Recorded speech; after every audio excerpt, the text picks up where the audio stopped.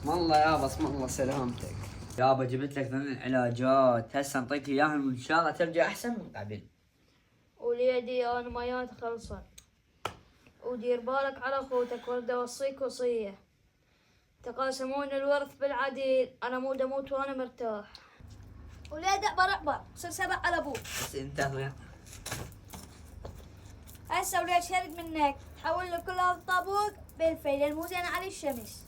ايه مو خايف اسمار، يعني انت خايف على الطابق من الشمس وما خايف على ابنك؟ اشتغل وانت ساكت. الحمد لله والشكر. اشتغل لا جا قلت لك. انا هسه بطابق وانا مني. جو لطيف هسه مال شاي. بابا كملت.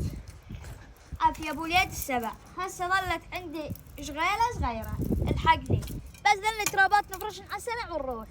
بابا ذني اذا افرشن اموت مو نروح، اذا افرشن كل نذرة انشفط والله ما اشتغل والله.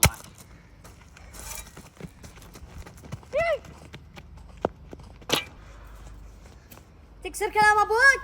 اقص راسك بالكرك؟ يابا مو انت كسرت ظهري، اشو بالليل تنطف وتكتب وصيتك وتقوم توزع قياعين، وثاني يوم تقوم تشتغل، اذرب له طاقة شمسية انت. هي هاي هم عيشة؟ اسكت.